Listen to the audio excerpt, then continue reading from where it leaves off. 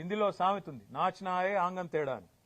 అంటే నాకు డ్యాన్స్ రాకపోతే కింద ఏదో నేల బాగాలేదు, అంతా ఒడిదుడుకులున్నాయని, ముఖం బాగాలేదు అద్దం బాల కొట్టుకున్నట్టు.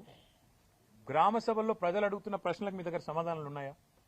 ప్రజలు ఏమడుగుతున్నారు? 100 రోజుల్లో 6 గ్యారంటీలు అన్నారు, ఏమైందని అడిగారు. ప్రజలు ఏమడుగుతున్నారు? రుణమాఫీ సంగతి ఏమైందని అడుగుతున్నారు. రైతు బంధు ₹1 ఇప్పటిదాకా వేయలేదు, మీ ప్రభుత్వం వచ్చినాక ఎందుకు వేయలేదు అని అడుగుతున్నారు.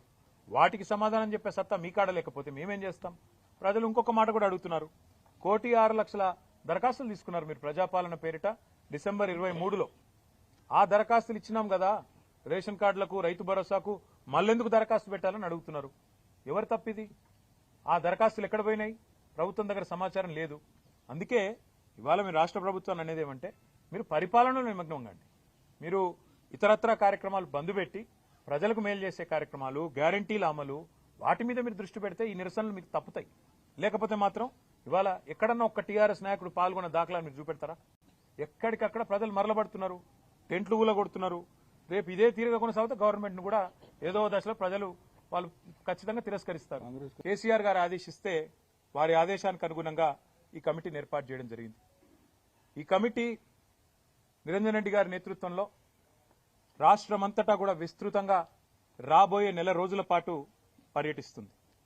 ఈ నెల రోజుల్లో రైతు సంఘాలు, రైతులు, వివిధ సమూహాలతో ఎక్కడికక్కడ మరి కలుస్తుంది. కమిటీ యొక్క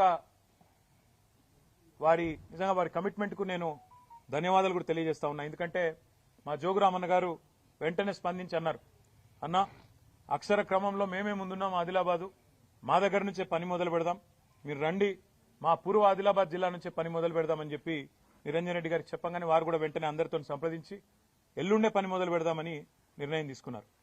24వ తారీఖు నుంచి ఈ కమిటీ మరి పూర్వ ఆదిలాబాద్ జిల్లా నుంచి తన పనిని ప్రారంభించి రాబోయే నెల రోజుల పాటు అన్ని జిల్లాలు, దాదాపుగా అన్ని వర్గాల రైతులను, వ్యవసాయదారులను అందరినీ కలిసి ఏ రకమైన ఇబ్బందులున్నాయి, రుణమాఫీ ఎంత మేరకు జరిగింది, రైతు భరోసా ఎంత మేరకు రాబోతున్నది, అసలు రాష్ట్రంలో ఏం జరుగుతా ఉంది, కరెంటు సరఫరా ఎట్లున్నది, నీటి పరిస్థితి ఏంది, సాగునీటి పరిస్థితి ఏంది, రైతులు ఏ రకంగా ఇబ్బందులు ఎదుర్కొంటున్నారు, మద్దతు ధర పరిస్థితి ఏంది, బోనస్ ఏంది, కొనుగోలు కేంద్రాలు ఏంది, అసలు రాష్ట్రంలో రైతు వేదికలు ఏవైతే 2,603 ఆనాడు కేసీఆర్ గారి నాయకత్వంలో కట్టుకున్నామో ఆశించిన ప్రయోజనం గాని, ఉద్దేశించిన లక్ష్యం గాని నెరవేరుతున్నదా, వాటి వల్ల ఏం జరుగుతున్నది, ఇవన్నీ కూడా అన్ని జిల్లాల్లో పర్యటించి ఎక్కడికక్కడ రైతాంగంతో మాట్లాడి వారిలో భరోసాను కూడా నింపడానికి